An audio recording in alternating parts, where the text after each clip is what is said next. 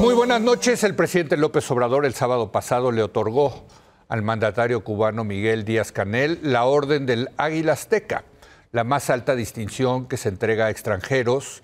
Esto por el apoyo que Cuba ha dado a México durante la pandemia del COVID-19 con el envío de médicos y de vacunas. Este hecho ha causado mucha controversia y va a seguir causando controversia porque hay muchos que piensan que Miguel Díaz-Canel es un dictador y que México no le tiene que andar entregando distinciones a dictadores. Vamos a debatirlo con nuestros colaboradores de los martes. Paula Sofía Vázquez, ¿cómo estás, Paula? Leo, buenas noches. Carlos Bravo Regidor, ¿cómo estás? Muy buenas noches, Leo. Gibran Ramírez, ¿cómo estás, Gibran? Buenas noches, Leo. Bueno, yo creo que lo primero que tenemos que discutir es si Miguel Díaz-Canel es un dictador. Yo creo que no. Que no es lo primero que tenemos que discutir. Sí, exacto. No es lo primero que tenemos que discutir. Bueno. Qué rápido. No, yo dije esto ya se va a poner bueno. Estuvo buena esa Ronaldinho. A ver. A ver.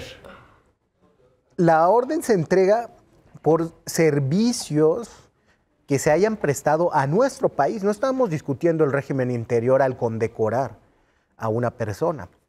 Y ciertamente Cuba se ha distinguido por su espíritu internacionalista al apoyar a pueblos distintos, independientemente de los gobiernos, con el envío de médicos. Ahora, como en todos los casos de solidaridad internacional, que cobra. Claro, es muy distinto si los manda a México, que tiene capacidad de pagar a esos médicos, pero también los envían a África. Y tuvieron, por ejemplo, ningún país tuvo la actitud con el ébola de cooperación internacional que tuvieron los cubanos.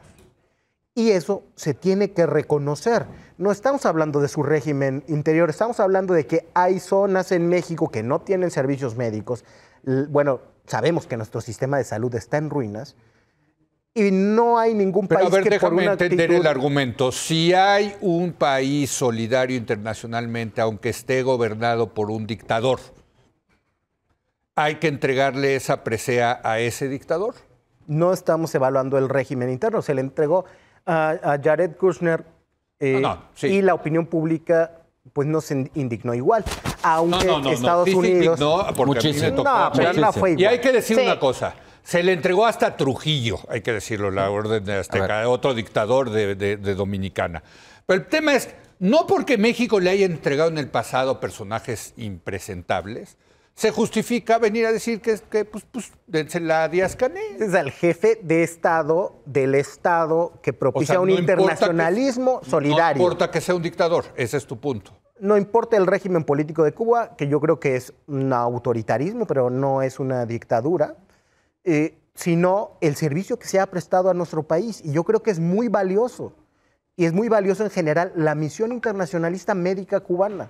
Sí. No hay otro país que lo haga. Sencillamente es muy caro. Imagínate cualquier otro país que tenga esa capacidad de enviar médicos al extranjero. Saldría mucho más caro. No, a ver. Pero es un modelo de negocio. Ahorita podemos hablar de lo del... Es que claro que es un negocio. No lo es. Es un modelo de es negocio para el esclavitud Estado. moderna No de los acuerdo a las dejan Naciones irse. Unidas. No los dejan irse. Pero vamos a hablar, o sea, el tema es, yo veo a mi presidente, al presidente de México, de una democracia, entregándole una condecoración, la más alta que tiene el país, al que yo sí creo que es un dictador, ¿no?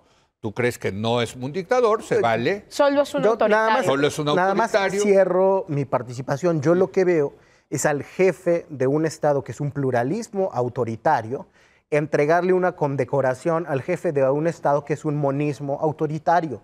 ¿Por qué? Por una misión internacionalista solidaria que vale la pena. Ok, a ver, Carlos. A ver, a mí me gustaría dar un pasito atrás y hablar de la historia de la Orden del Águila Azteca, una orden que se creó a principios de la década de los 30 y que, bueno, tiene distintos niveles de condecoración. Estamos hablando, el más importante es, digamos, como el collar, pero hay la placa, la banda, la medalla, en fin, de muchos, ¿no? Ahora, decías tú ahorita que se le entregó en efecto a Trujillo en el 54. Primero que nada, me parece interesante notar que la entrega de la condecoración durante los últimos años ha vivido un periodo de auge Entre 1945 y 1996 se le entregó a 19 personas, más o menos una cada 3 años. Durante los últimos 19 años se le ha entregado a 16, casi una al año. El presidente que más condecoraciones como esta ha entregado fue Felipe Calderón. Sí, sí. Y Calderón, muy interesante, se la dio lo mismo a Lula, que después, digamos, se la dio a Dilma. Se la dio a Bachelet y luego se la dio a Sebastián Piñera, se la dio a Cristina Kirchner, se la dio a Juan Manuel Santos. O sea, en el uso que le dio Calderón a este instrumento de poder suave de la política exterior mexicana, es imposible detectar un sesgo ideológico. Todos, no, sí, es que sí hay un sesgo. Todos son presidentes elegidos, democráticos. Es correcto. ¿No? La última vez que se le entregó a un líder cuestionable en términos de sus credenciales democráticas fue, bueno, obviamente a Fidel Castro durante Salinas en 88 y a Alberto Fujimori en el 96 en Perú. Sí. Entonces, bueno, sí es interesante notar que la condecoración otorgada al líder de un régimen autoritario que acaba de hacerlo observar, es la primera vez que ocurre desde que México es una democracia. Había un principio de la política exterior mexicana en democracia que sí consistía en pintar su raya, cosa que no existía con los priistas.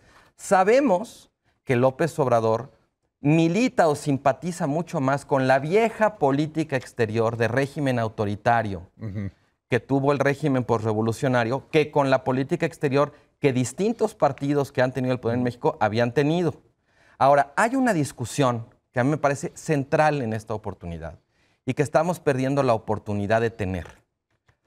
Hay una corriente de pensamiento, no solo en México, es una discusión global, sobre si las medidas, digamos, de sanciones o aislacionismo internacional contra regímenes autoritarios realmente tienen el efecto deseado.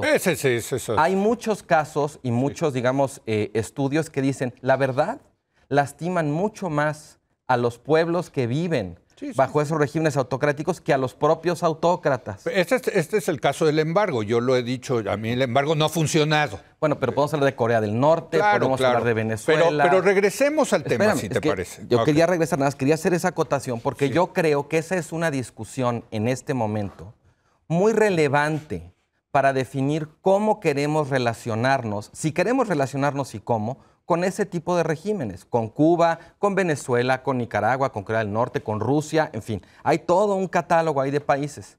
Pero estamos perdiendo la oportunidad de tener esa discusión porque más allá digamos, de si ha prestado o no un servicio a la humanidad, no seamos ingenuos. Por supuesto que estos regímenes también utilizan esto como un recurso de validación. Claro, ¿Nos vamos a prestar a validarlos de esa manera o no?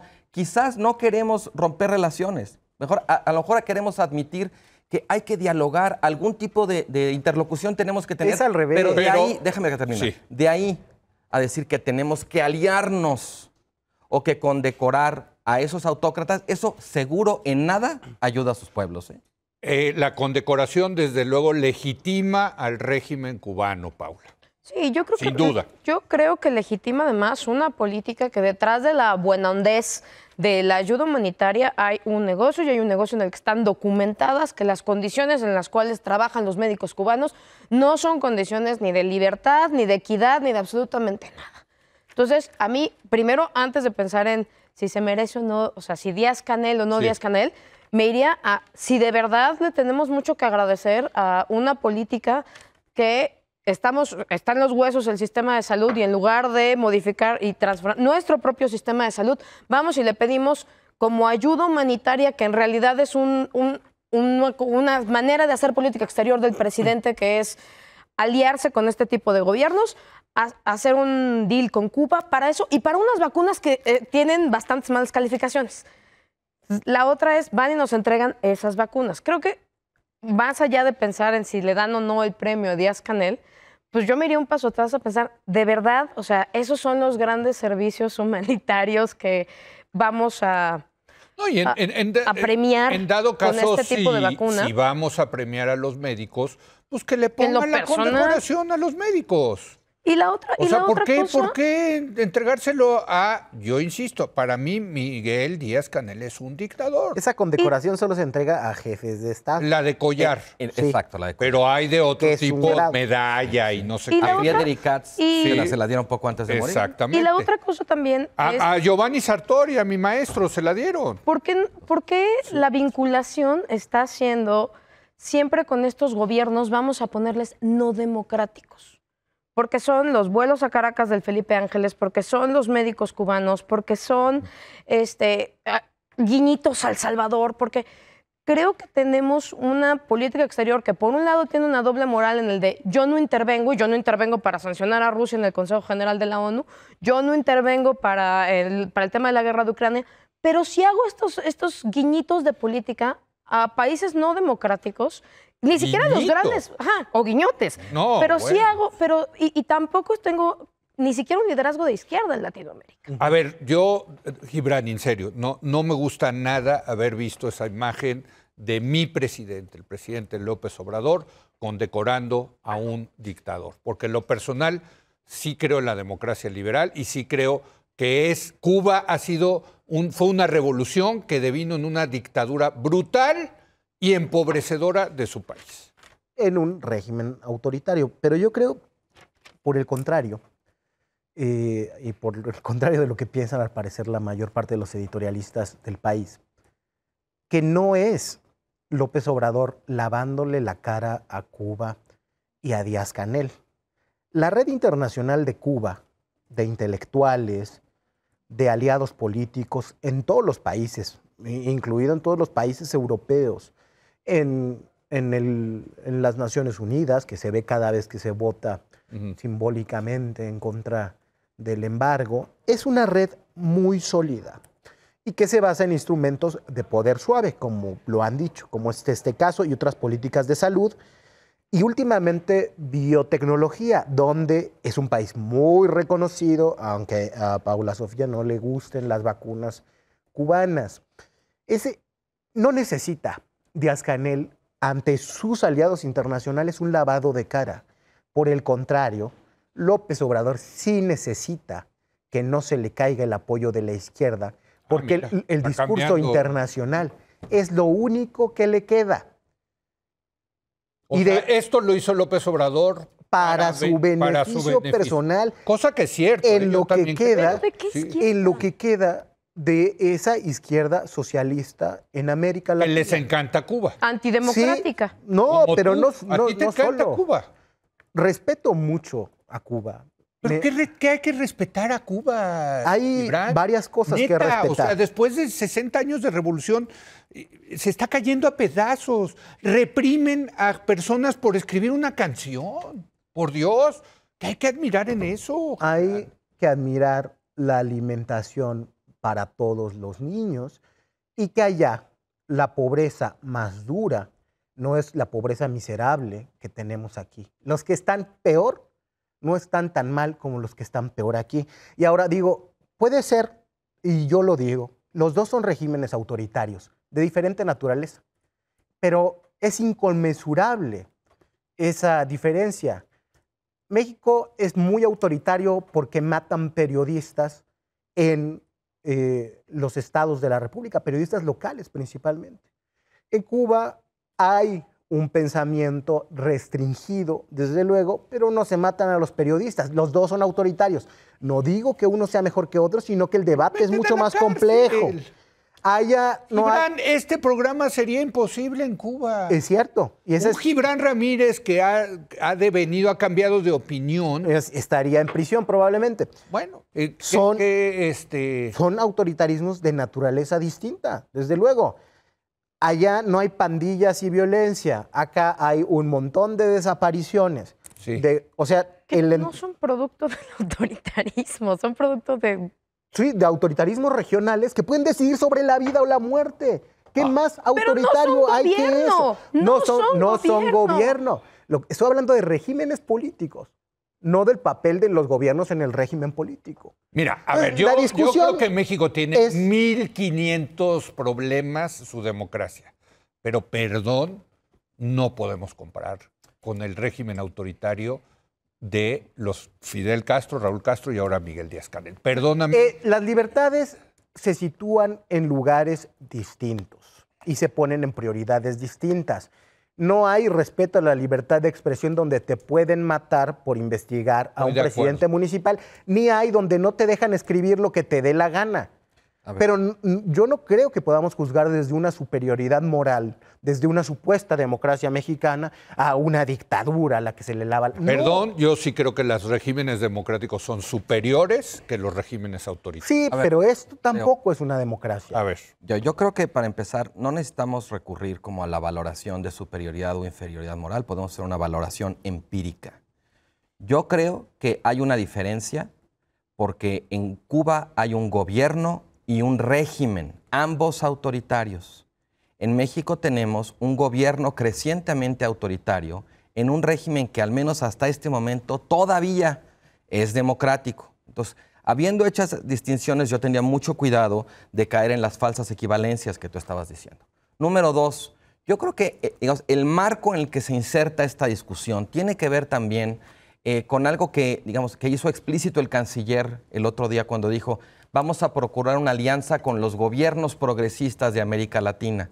E hizo una lista, y dentro de la lista incluyó a Cuba y a Venezuela. Y a Nicaragua, man. Yo no recuerdo haber escuchado lo de Nicaragua, pero no me extrañaría. En fin, a mí me parece que vale la pena tomar nota de que para el canciller, para este gobierno, no es requisito para ser considerado progresista ser una democracia.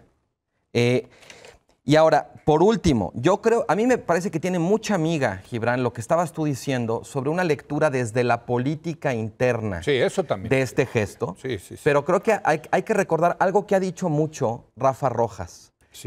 Y tiene que ver, por un lado, con el valor simbólico que todavía tiene la Revolución Cubana y las apelaciones a la solidaridad latinoamericana, todo ese universo, digamos, de ritual político, y por el otro lado el hecho de que López Obrador por un lado toca base con eso, pero por el otro es el presidente que más ha procurado empujar la integración con Estados Unidos. Así es. A lo mejor esa incongruencia nosotros la vemos desde luego como un defecto, pero es un recurso que le permite tratar de navegar o de administrar una profunda contradicción muy en su política exterior. Por cierto. ¿Perdón? Los priistas hacían eso.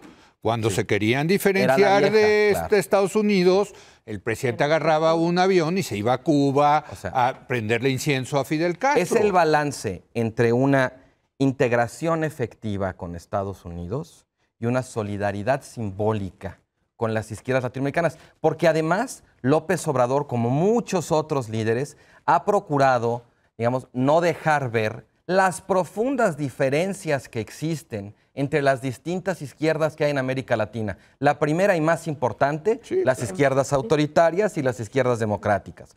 Hace poco, varias veces ha tratado de coordinarse con Alberto Fernández, con Lula, y no puede. ¿Por qué? Porque cada uno tiene sus motivaciones de política interna. Y número dos, algunos como Boric ya de plano renunciaron, por buenas razones, a seguir poniéndole inciensos a toda la ritualidad de la Revolución Cubana. Qué bueno que tocas el caso de Boric, porque es el líder de izquierda más joven, viene de otra generación, prácticamente me atrevería a decir que de la de ustedes, ¿no? Sí. Y él sí, ya como que superó ese encanto, ¿no? Ese amor por la Revolución Cubana, ¿no? Por la nueva trova y viva Cuba y la fidelidad y la dignidad. Y Boric muy claramente, Paula Sofía, ha dicho, a ver, no, ni Venezuela, ni Cuba, ni Nicaragua son países democráticos. Aquí somos de izquierda, pero una izquierda democrática. Creo que esa es la gran diferencia que podemos ver en cómo todavía la política viejuna, e incluso yo ahí pondría un poco en medio a Lula. Sí. O sea, Lula es el líder, él no se tiene que ostentar como líder ni moverse mucho. Para hacerlo. O sea, Lula es el líder de la izquierda en Latinoamérica, aunque no le haga. Ahora, también, creo que ahí también porque también abraza a Cuba, ¿eh? O sea, Lula ha tenido una relación... Tiene una relación muchísimo más tenue. Su relación con Fidel, lejos su relación con Fidel era de irle a pedir consejos y ser pero ya después de la muerte de Fidel ya cambió, ¿no? Además, para Cuba no es un factor para Brasil como si es México. México para nosotros es un país de frontera marítima, sí. pero es un vecino nuestro, ¿no? Sí. Entonces... Pues, a ver, a mí no me parece que, o sea, yo creo que si hay que pintar la raya en algún lado, yo sí la pintaría en la no democracia. O sea, sí me parece que dentro de las entregas de todos los que han habido, si algún criterio habríamos de pedir, tendríamos que pedir, sobre todo en este momento en el que hay guiñitos antidemocráticos todos los días en este país, o guiñotes, es que sí, efectivamente, pues la política, estas muestras de soft power diplomático, lo mismo la diplomacia cultural, ¿eh? Porque la diplomacia cultural nadie la pela, pero está igual. Sí. Evento para Cuba, dinero para Cuba, los pinos para Cuba, etcétera, etcétera. Creo que ahí sí también tendríamos que, por lo menos, apostar a la pluralidad democrática. Tampoco es tanto pedir pluralidad democrática. ¿Cómo ves, Gibran?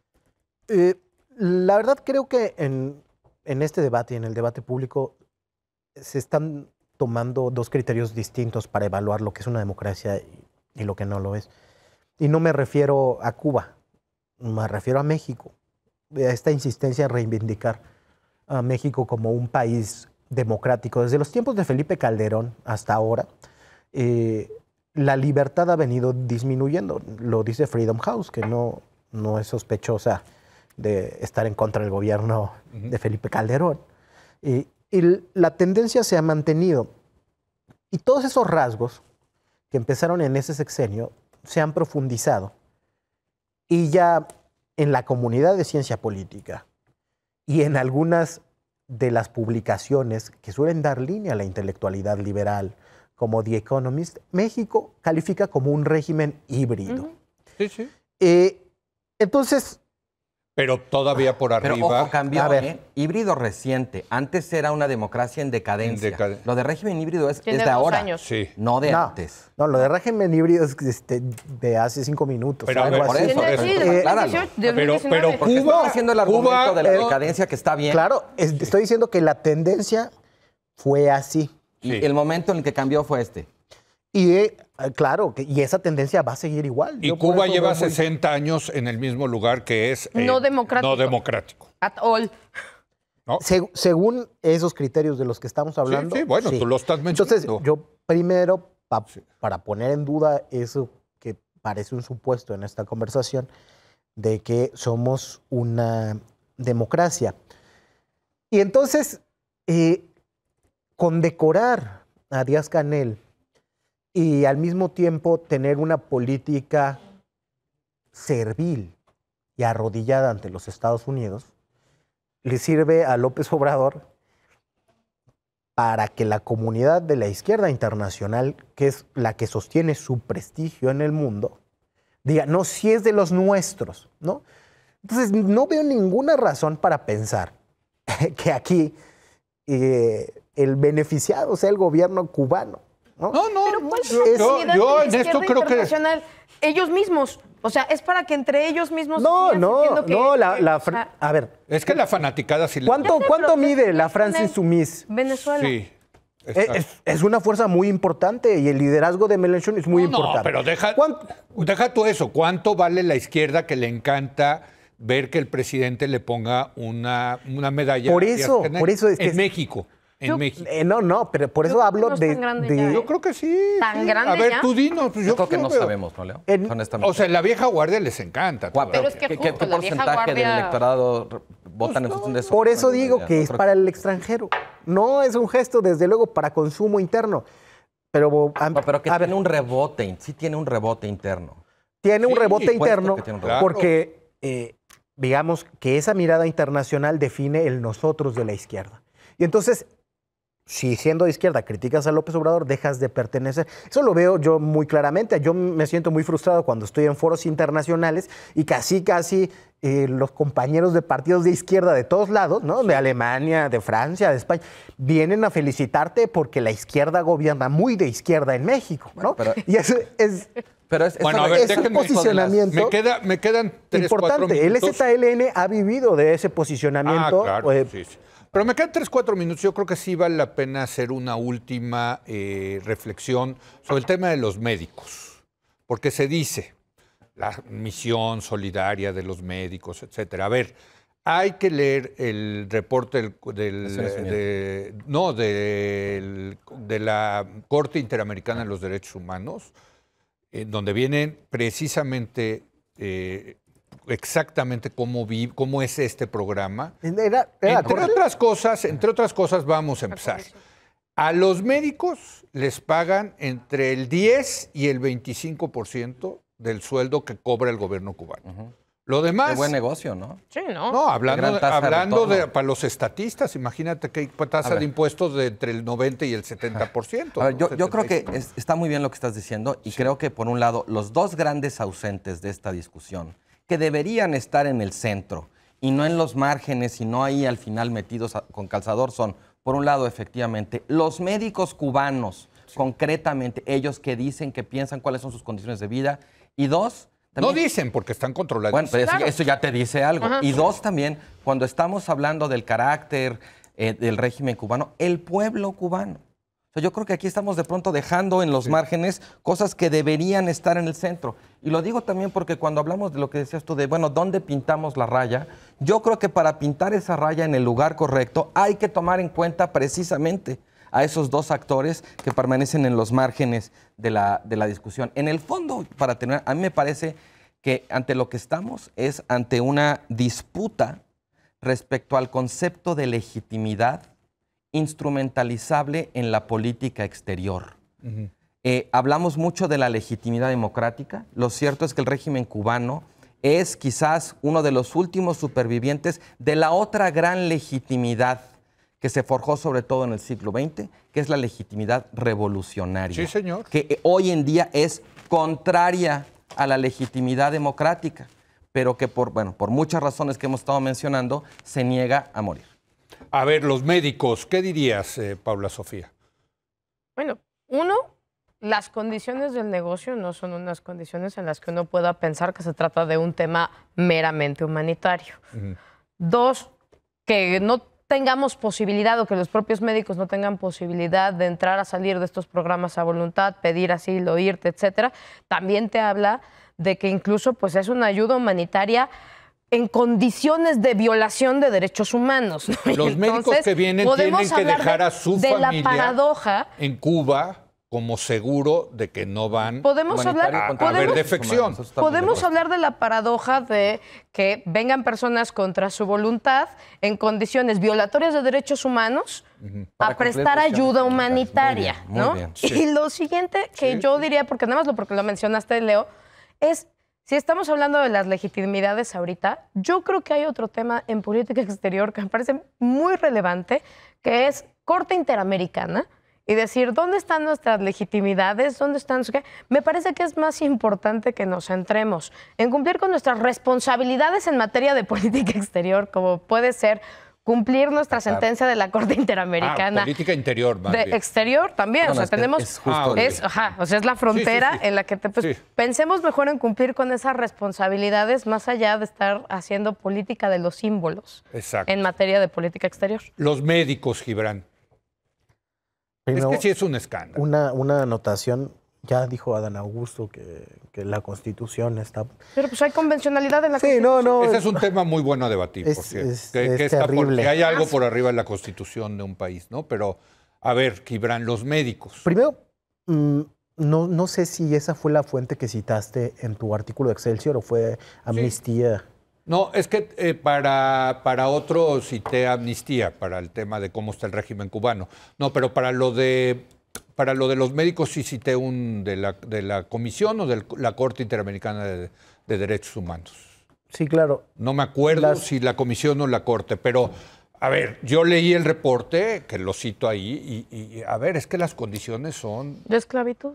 Pues eso es lo que dice, esclavitud moderna, ¿no? La restricción a la movilidad que hay para todos los cubanos, no para los médicos, El ¿no? eufemismo que te acabas de echar. Wow. No, No es preso, solo se te restringe tu exacto. movilidad. No, es que en la mayor parte de los países subdesarrollados, la gente pobre no puede migrar. No, pero... La gente más pobre no migra. O sea, De acuerdo, eso, pero lo de los médicos eso cubanos es otra cosa. pasa, ¿no? Yo conozco una experiencia nada más de los médicos cubanos de primera mano. Sí. Porque a mí me pidió Lázaro Cárdenas que ayudara con eso cuando era secretario general de la CIS. Sí. Y estuvieron allí hospedados un buen rato, los primeros que llegaron. Ahí en San Jerónimo. En San Jerónimo.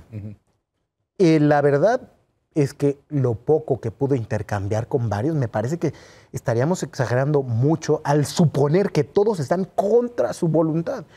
Hay muchos que viven mejor acá. Hay algo. Pero dejan a su familia allá. Es que pero juzgar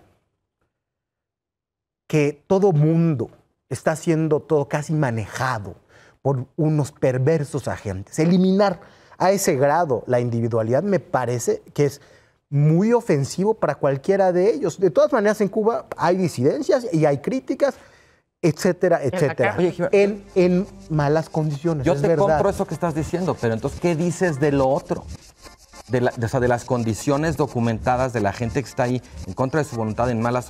Tú nos pides que consideremos la complejidad de ese lado, te la compro, pero tú ¿por qué no consideras la del otro también? No, claro que hay que considerarla. Lo que digo es que suponer de entrada que la generalidad de esta política opera así es faltarle al respeto a las personas que participan de eso. Bueno, ahí queda el debate, desde luego son debates como siempre.